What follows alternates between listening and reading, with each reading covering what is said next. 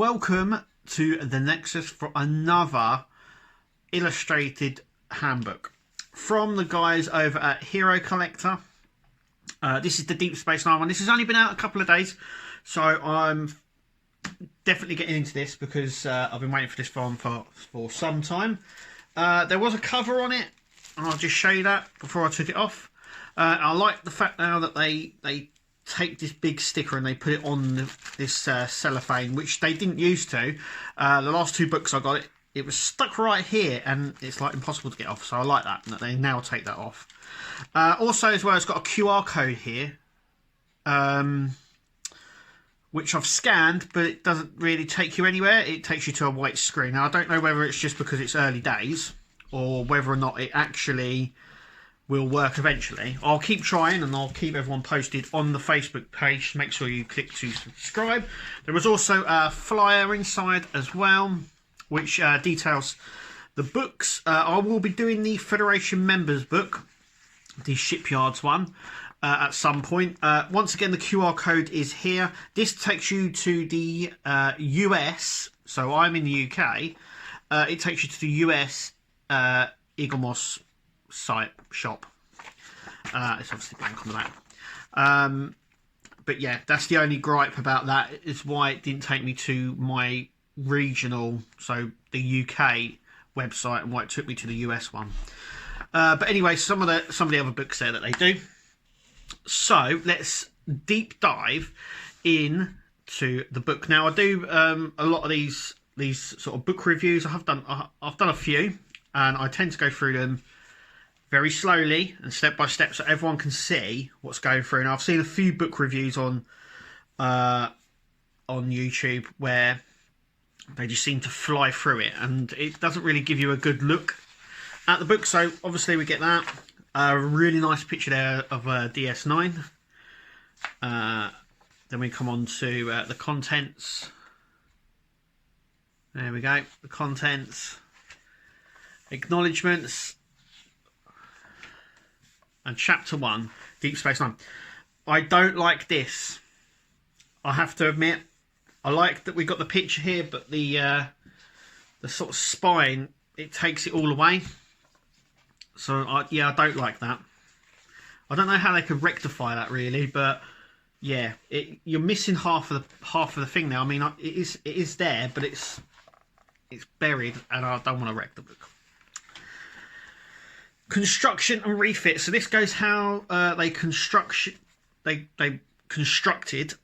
Cardassians, because this is a Cardassian space station, as we all know, built by the Bajorans. So this is obviously how it was built after the occupation. So when the Federation, well, I don't think the Federation moved in. They were asked to maintain the station. I don't think that it was, because it wasn't a Bajoran station. Yeah, if you know what I'm doing. Operational history. So this goes to the history of the operation. So you've got the Bajoran occupation, and then obviously the Dominion occupation. Battle stations there. Move along home. We all remember that episode. We've got and now we've got the exterior views. So once again, we've got a really nice view here, DS9, and all the various sections do. The docking ports, upper pylons, the power generator in the middle there, ops at the top. Then we get an overview, so a top view. Then we get the bottom view as well, where you can really actually see the power station there in the middle. Then we come on to the most important thing, really, which is what it's all about, which is the Bajoran wormhole. So this is all about that. Fusion power generating, how it powers, how it's got its power. So Cardassian ships are powered by a fusion reactor, basically, a bit like a nuclear device. Deep Space Nine is no exception of that. And so we have nice real cutaway there as well from that. Then we have the EPS Networks, and basically how they operate and work. RES thrusters. So in the first episode of Deep Space Nine, obviously DS9 was in orbit around Bajor. Then it moved closer to the wormhole by using the thrusters. Basically, it's got so it has these giant thrusters all the way around the outer ring, the outer docking ring, and it can basically move. So that's pretty cool. But it's the only time we ever see it move. Then we come on to the tactical system. So these are the tactical systems that are upgraded. Season 4, Episode 1, obviously The Way of the Warrior. Famous episode, one of the best. And we see all these new defensive systems that it's got. Torpedo launchers, the spinning torpedo cannon fire thing at the side here. And then we've got the phaser banks as well, which are all on there as well. And then we have the counter-insurgent program. That was a really another really nice episode there on what the Cardassians installed it. So if there was a counter-insurgent, the station could protect itself. Defensive shields. So we go on to how it's defensive. Auto-destruct. So these are all the pieces that obviously destroy the station for auto-destruct. Ships have got it as well. Communication and sensors. So the DS9 comm band is here, and then the communication relay that's in the gamma quadrant. And then we got the subspace relays. So this is how ships communicate between other ships, starbase and facilities. Operations center, so ops. So really, once again, we've got a really nice cutaway view, which was in the fact file as well. Obviously, we get all the little layouts and what different sections do and that. Once again, it is sort of sliced, so we do miss out on the. There is right there, right in the corner. Don't know if you can actually see it. Is the is the replicator, which is just here. Then we come on to the ops table. So once again, we get a nice close-up of the station operation table here, which they all sort of sit round, and the different sections and what operates and stuff like that. Cardassian isolinear rods, so a bit like the isolinear chips that the Federation use, but they use rods. Cardassian view screens. So that's the view screen on DS9. That's the one that you see on Cardassia Prime and their ships. And this is like the desktop sort of view screen. Commander office, so Cisco's office, as you can see. Nice cutaway view again. Transport systems, so they have a transporter on in main ops, but there are also other transport systems around, as you can see. Turbo lift network. So once again, we got a nice little diagram. It's very small, but it's a nice one on showing the turbo lift network, basically, like that, and the rails and stuff like that. Then we get the promenade. So once again, this is really nice. So a nice cut view, once again from the fact file. Actually, I think it may have been in the technical manual, because I actually did a Deep Space Nine technical manual. And there was very much the same sort of information. But this book is so much better, because it actually combines all of the information into one book instead of having the fact files, which is bulky, and the smaller technical manual of the Deep Space Nine book. So yeah, we get nice promenade here. We also get a nice section here and tells you what's there and that. Then we get Quarks Bar. So once again, nice cutaway view. The game of Dubbo. So this tells you how the game plays. This is what I really love about Star Trek, is that they don't just create a game and plonk it in there. They create it in a way where you can actually play it, and it tells you the rules and everything here, which is really good. And then we come on to the holo suites. So this is the holo deck of Deep Space Nine, but the holo suites. And then we got a whole section which is really not on Morn. Morn is this character, and he just sits at the bar. And then we got the Bajoran Swingborn.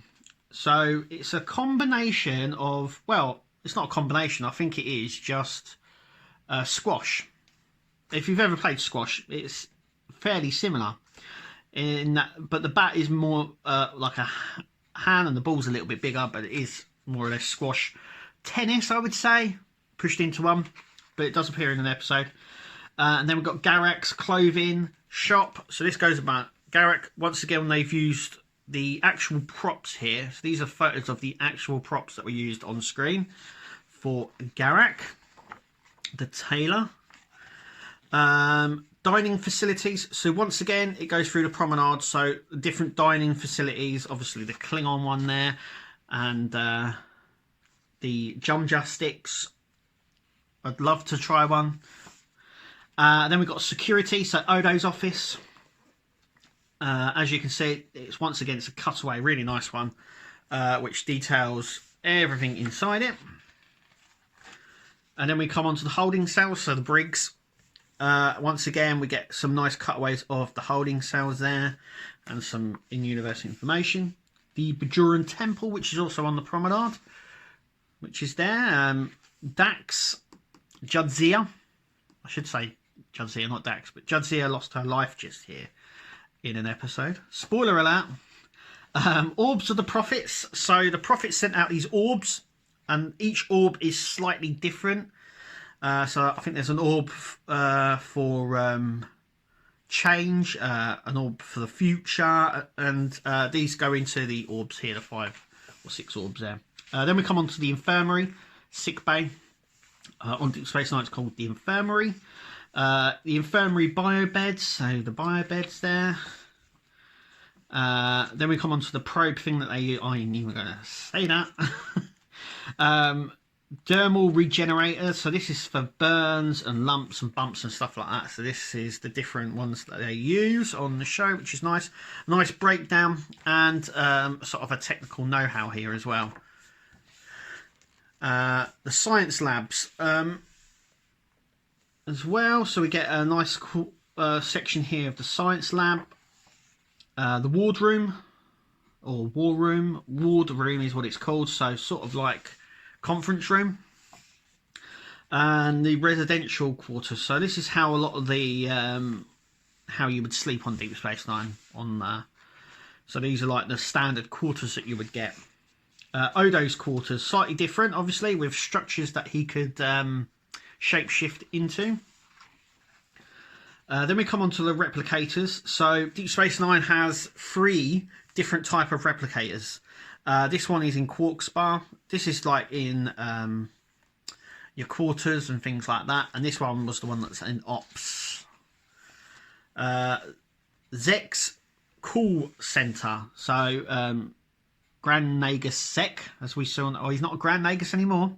Let's keep it in universe. It's Grand Nagus ROM now. Yeah. But anyway, they have a special room where they can contact the Nagus. And this is it.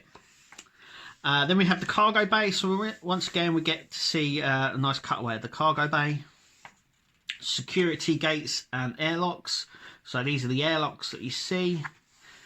Docking at Deep Space Nine. So this is the docking procedures for ships and for the runabouts as well on Deep Space Nine. Then we come on to the runabouts. So there's quite a lot in this book already. We get a nice exterior views of the runabout. So a nice top one there of a different runabout, because as you see as we go along, we've got a nice bottom one there. And then we've got a nice side one with the roll bar, or support pod is what it's called, on the top there. Front and back. Multi-role ship. So as you can see, it's mocked out for all different sorts of roles, and I actually love the runabout. I don't know what it is, but it's really nice. It's a bit like a camper van on wheels, because you can take it for longer journeys, and it's got everything in it, and we'll have a look at that in a minute. These are all the names of the ships. So these are all the ship names, all the runabouts that were stationed at Deep Space Nine. Most of them do get destroyed. We have the cockpit here. Now, I do believe there was 2 different configurations for the cockpit. This is just one of them, and I think there was another one that was slightly bigger. Then we get the habitat module, which we see on Next Generation, actually. But this is the back of it, and you have a table and a replicator and bunk beds just here, and yeah, and a terminal and everything there. Distressed beacon. So this is a distress beacon. We see it in a few of the episodes. Then we come on to the Defiant. Arguably, probably the coolest ship in Star Trek. Yeah. So operational history. So this goes from when it was designed. So it was originally designed and thought of after War 359 to fight the Borg. When the Borg threat became not as big, it was dropped because obviously the Federation don't do warships. But with the arrival of the Dominion, it thrust into service. When it did finally get its chance against the Borg,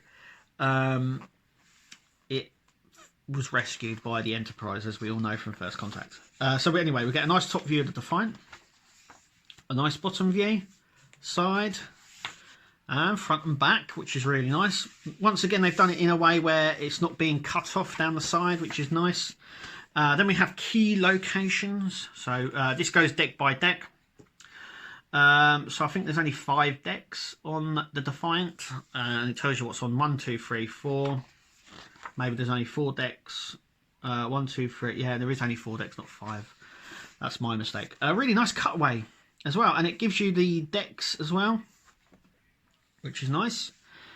Where the shuttles come out of, where the warp core is, and stuff like that. It's just really, really nice. Weapons and defensive systems. So it has the pulse phase cannons, torpedo launchers. It even has a cloaking device, and it has improved armor. And it also tells you where the aft torpedo launchers are. Quantum torpedo in the nose, and then the pulse phase cannons are in the arms, or the engine modules there. The bridge, which is really nice. Nice little cutaway there. Holographic systems. Now, it has a holographic communication system that only worked for, I think it was 1 episode, which they then revitalized in Discovery. But yeah, it did have that for a short time. The transport system. So this is the turbo lifts, and this shows you here where the turbo lifts actually go. And the transporter room, which is like a little room as well. So this is more like a submarine sort of ship. It doesn't have any windows. It is a pure battleship. Everything's all compact and small, and you get that in the in the attack submarines and stuff. Anyway, main engineering, nice little cutaway there. Crew quarters. Once again, it's just a bunk in the crew quarters there. The mess hall. So where they're going to get something to eat. Once again, it's nice, it's small, it's compact. The sick bay, once again, only 3 beds in sick bay. Launching a shuttle, so we have the shuttles there that launch from underneath. We have the shuttle pod and a shuttle craft, and these are the 2 different ones just there. Then we have the Sampolo. So the Defiant gets destroyed by the Breen. And then they take the Sampolo and they rename it the Defiant in honour of the Defiant. And that's that there. Then we come on to the hand phases. So 2371, we have the Cobra style phaser there. Starfleet TR-116 rifle that appeared in one of the episodes. Really cool sort of sniper weapon that's able to, has a built-in transporter, which is really nice. Then we come on to the Bajoran energy weapons. So we have the overview of the both of them there. We have the phase pistol and the phase rifle there.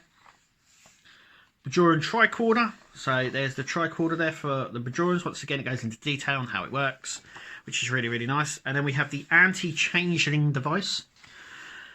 And this goes on about the anti-changeling device, but this one here, it's not, I don't know if it's a Cardassian one. I actually think it's a Romulan one. I think that when the Obsidian Order and the Tal Shiar work together, I think in the episode they actually say that it's something that the Tal Shiar come up with, but it forces a changeling not to change its shape. and they use it as a sort of interrogation for Odo in one of the episodes. Excuse me. Anyway, and then we have these sort of modified emitters here. These are used on the Klingon homeworld and on that episode. And then we have the seal box here, the quantum seal box, which is used to put Odo in. Self-replicating mines. Once again, they mine the entrance to the wormhole, if you didn't know, and these are them, and it shows you, and it breaks down, it tells you how many they were and how they work. Remote transporter. So this is what they use to get access to our universe from the mirror universe. Then we have the uniform and rank insignias. So these are the later badges before it was the sort of Ovil one. Yeah, so we have red for command, operations, science. Then we have the rank. Now in here it doesn't show you the Bajoran ones. There's no close-up of the Bajoran badge, though you can see it, or the Bajoran ranks, because there is a rank for Bajorans, which is similar to this. But yeah, so we have the ranks here and what they do. Then we have like the early uniforms. So these are the early uniforms that were worn. And then the later half, they change to the new uniforms. We also have the desert uniform, the combat uniform as well. And that is it.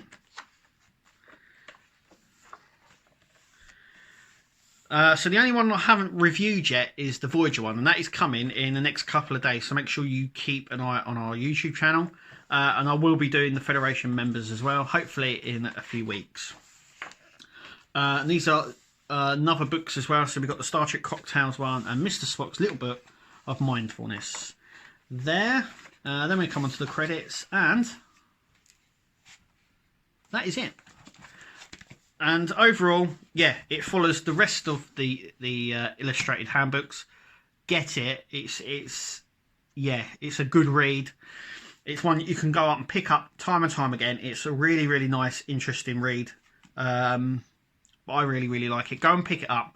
You've been here listening to me rabble on for over 20 minutes. Thank you so much for listening to me, and thank you to Eagle Moss for doing these books. I hope they keep them up. But that is it from us here. Thank you. Remember to click to subscribe and check out our social media as well. And we'll see you at the next video.